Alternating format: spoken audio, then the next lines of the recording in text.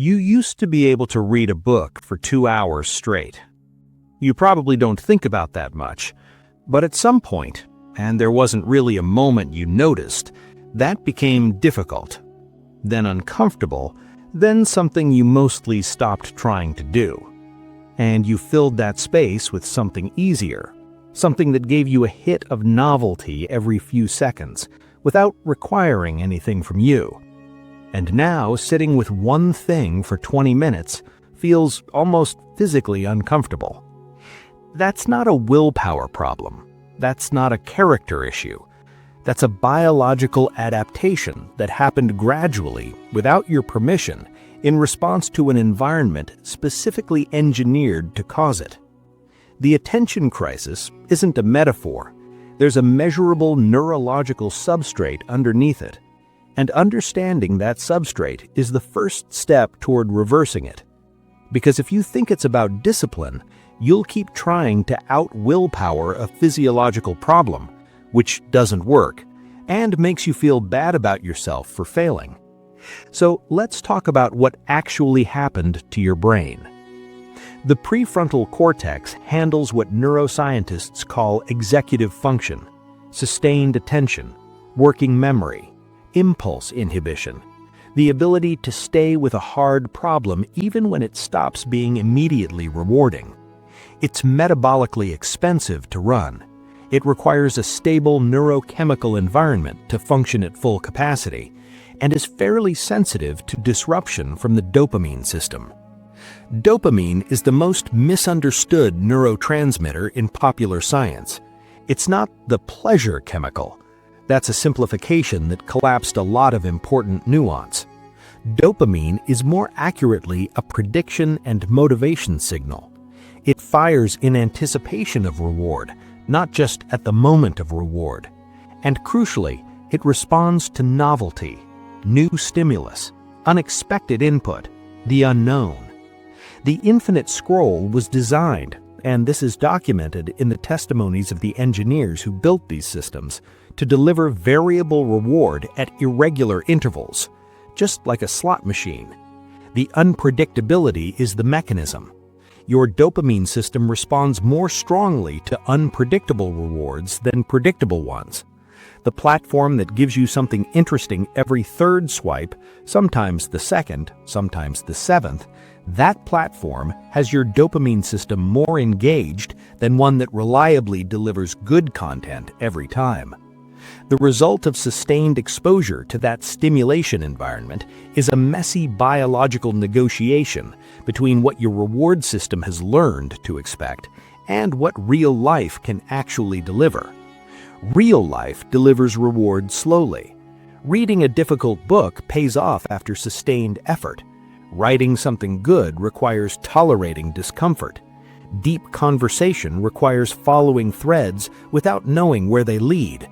These are genuinely rewarding activities, but the reward is delayed, and the path to it is uncomfortable. And your dopamine system, recalibrated by years of instant, variable, algorithmically optimized stimulation, has lost patience for that process.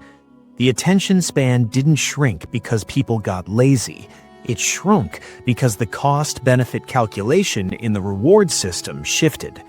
There's a concept called dopamine baseline versus dopamine peaks.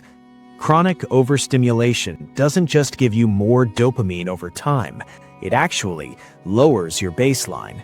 Every peak pulls the baseline down slightly underneath it, like a spring that gets less springy compressed repeatedly. The net result of constant high stimulation consumption is a brain that requires more stimulation just to feel normal and experiences ordinary activities, the ones that actually build something, as flat and unrewarding. 7 days doesn't fix everything. Let's be honest about that up front. What it does is give the system enough time to begin recalibrating. Neuroplasticity research suggests meaningful changes in receptor sensitivity and baseline dopamine tone can begin to occur within a week of altered stimulation patterns. Not complete restoration, a detectable shift. And here's the thing about day 1 and day 2. They're uncomfortable in a way that's actually useful information. The craving you feel when you remove instant gratification inputs isn't weakness, it's the withdrawal window. The brain adapted to a certain stimulation frequency, signaling that it wants what it's been getting. That discomfort is the evidence that recalibration is starting. The urge to pick up the phone isn't a failure, it's confirmation that your dopamine system was genuinely dependent on that input, and it's now beginning to adjust. What you're doing in the first 2 days is severing the association between boredom and the reflex to reach for stimulation. Most people never sit with boredom anymore, but boredom is actually a neurologically productive state.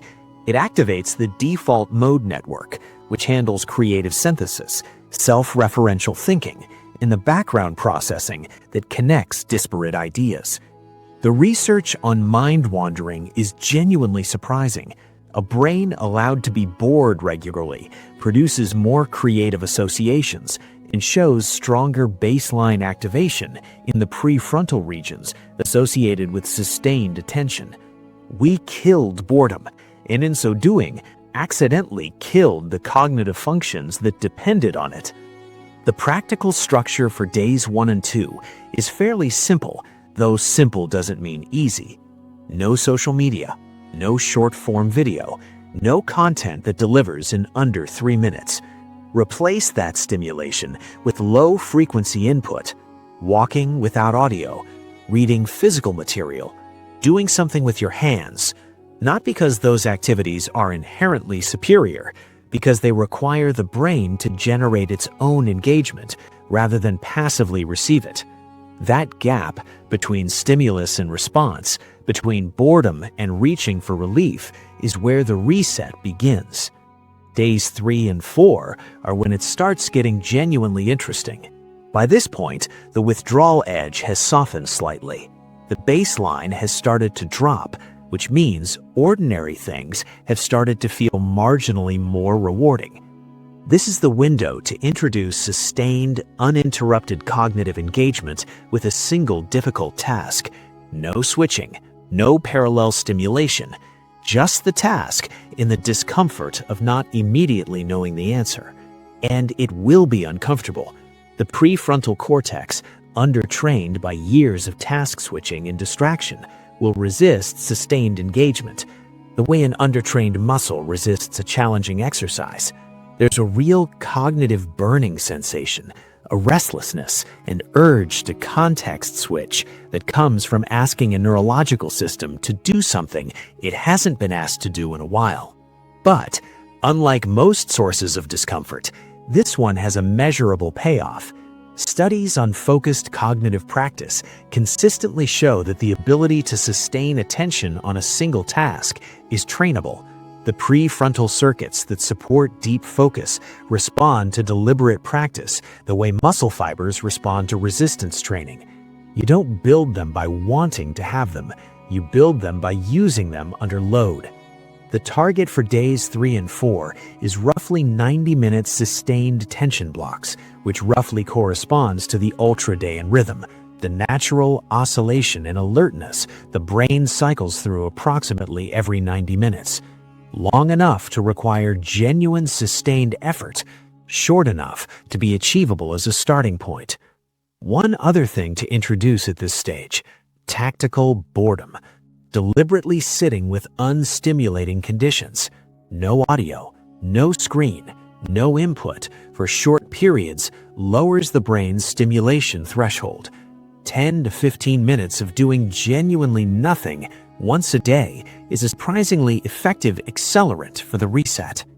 Days 5 and 6 bring in the physiological layer, because attention isn't only a neurological phenomenon. It's downstream of several biological systems most people don't consider when troubleshooting their focus. Sleep is the most obvious one. The glymphatic system, the brain's waste clearance mechanism, runs primarily during sleep.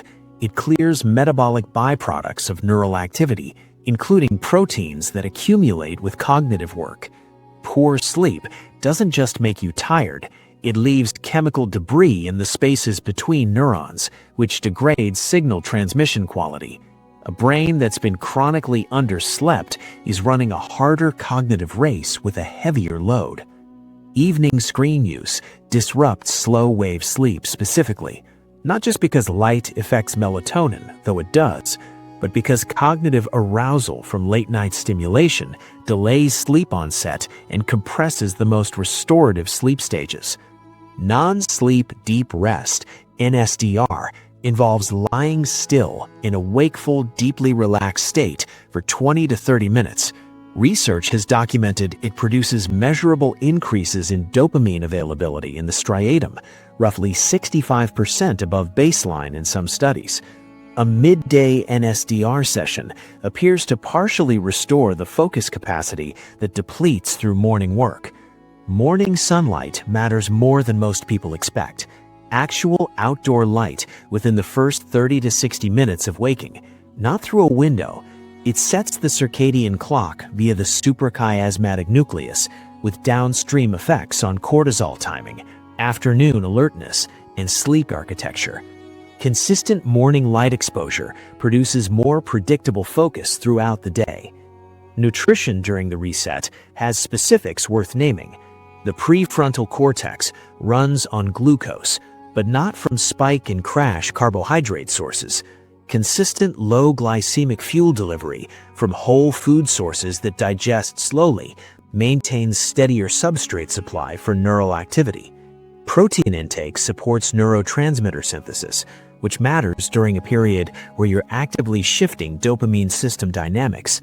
Omega-3 fatty acids, specifically DHA, are structural components of neuronal membranes with documented associations to prefrontal function and attention capacity.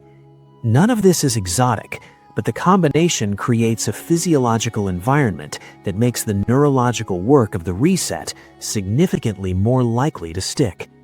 Day 7 is the most consequential day, and it's where most people get it wrong.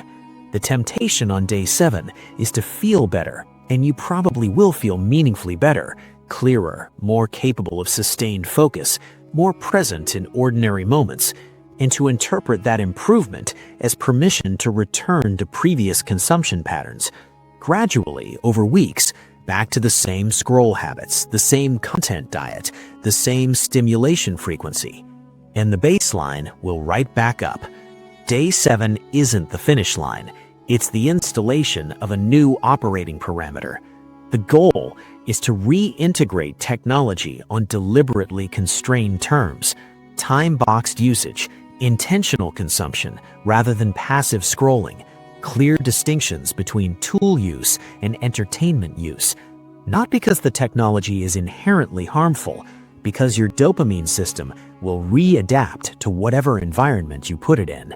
And if you put it back in the same environment, it will return to the same state.